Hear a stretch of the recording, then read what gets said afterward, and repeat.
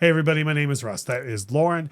Here, what we do on this channel is we have our reaction videos on the weekend. We have our vinyl discussions and audio stuff on the weekends. But on Thursday is the videos that we like to make the most, which is just things we like to talk about music we like. And we hope you would like to listen to what we have to say. And what matters more to us than anything is the comment section. So yes, we'd love it if you like stuff and share it and all that. But comments matter more than anything.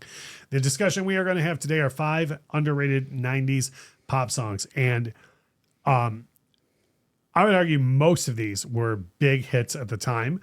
And I would argue, though, that most of these have just disappeared into thin air, which I think is really not good because I love all these songs. Me too.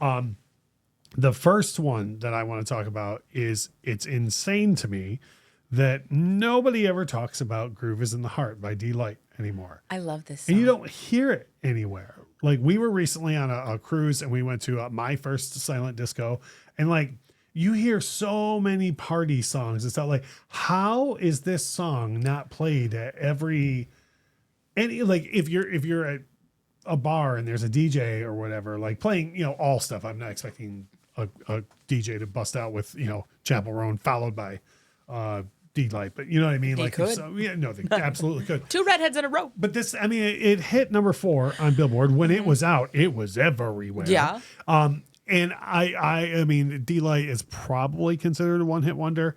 But I just don't understand how this song went from like literally. I bet there's a ton of people, younger folks, that if they come across this video, probably never even heard the song. Which I think And go listen to it. yeah. But so you would agree that that's like crazy underrated. It's crazy underrated. I think it's super fun. I love the whole vibe of it. You're getting into the early 90s with that retro 60s thing that's happening, and just like the whole deal. I think it's awesome. I think using this song was not using this song rather in any Austin Powers was a missed opportunity. Yeah, that might have even at that time that could have even been a licensing deal. Like nowadays, with the complete and total crash of both the music and the movie industry, people will give out their songs to a production for a sandwich. But back then, it was hundreds of thousands of dollars for a needle drop. Yeah. So the next one is probably, I want to say this is probably the least known of the songs, but it's interesting because I don't want to overload all this with just like factual stuff. This is literally more opinion-based videos than anything. But I was surprised when I looked up that this song peaked at number 2, because for the longest time I thought I was the only person that really knew this song. And then I heard it in an episode of 90210, that proving that we're talking about the 90s. for sure. And then like more people like over the next decade would be like, of course I remember that song. I'm like, really? No one else. Donna Lewis, I Love You Always Forever, which I love this song, but you could not have convinced me that this peaked at number 2. Yeah, this is one of those, like, you could not shake me awake in the middle of the night and ask me who the artist was for this song, right? But like, I absolutely know this song. This is also one of those songs for me that gets lost in time, meaning I don't hear this song and think 96. I hear this song and I'm like, this could have 90s though, right? Early Really? 2000. This is one of those songs. It I'm could like, very oh, well no. be a place and time for me too. Like this came out for me when at a fairly turbulent time in my life, and so the song is very closely associated for me with memories of like the only good things that were happening at that time, like concerts and whatnot. So maybe that's why it's squarely in that time. Yeah, but if you don't know this song, or if you don't remember it, by all means, like look it up. And my hope from this video, besides you leaving comments and going, "Oh, I remember that," or "Oh yeah, here's 5 that no one else remembers," is I would love it if people like go listen to these songs and they're like, "Oh my Lord, I do remember that." Yeah. The next one is another one from right around the same time, 1996. I have no trouble believing this peaked at number 4. How Bizarre by OMC. Yeah. And I think that song is so unique and so catchy for the time. And, you and I have talked about this a lot in our personal lives. So we've talked about it a little bit on the channel, is all you hear these days is, oh, there needs to be more diversity. There needs to be more diversity. We had everything on the charts at once in 1996. I know. It was like every time you look around. Right. Well done.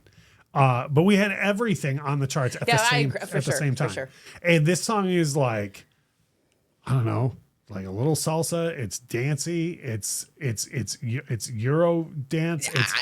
It's so much at this one. song has Yeah, everything. Yeah. It's such a great song. And again, I know that there's only so much time in the day for everything, and you know, everything's going to fade away eventually. But like, I just am shocked that no one even ever talks about this or remembers it. I mean, there was a time where, you know, you could go habazah, and somebody would know what you were talking about. My Now, mom still does. well, example. The next one I want to talk about is one that I never thought we would hear the end of, and when it was out, I thought there would never come a time where we did. But when is the hold on before I say what it is? When's the last time you heard the song in public? Oh God, in public? Yep, I where don't. we didn't play it. Oh, I don't know. Okay. I don't know. Peaked at number 1, Cardigan's Love Fool. How does no one ever talk about this song anymore? Now, again, here in the United States, they were very much a one-hit wonder, at least in my opinion. They were bigger overseas. But you talking about a massive hit that was everywhere. It was on the Romeo and Juliet soundtrack. I think that's probably what broke it, if I was to guess. This is one of those songs that I don't care how tough you were, what kind of metal you were, like Pantera fans, White Zombie fans still like this song, whether they told you or not, they like this song.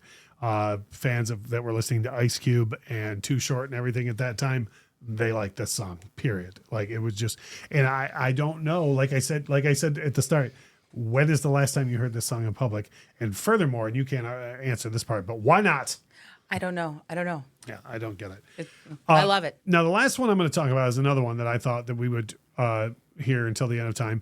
And this song went through a resurgence a couple of years ago and then went away again, and no one talks about it. New Radicals from 1998. Again, I believe their only hit, You Get What You Give. Song.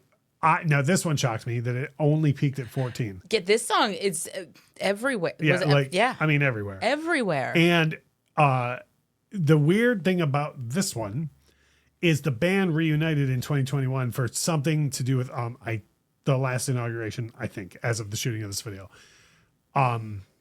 There's nothing on earth I care about less than politics. So I'm not saying that because I don't want to say one candidate's name or the other. I just have a vague memory of that happening. Sure. And I don't care enough about politics to remember exactly what it was.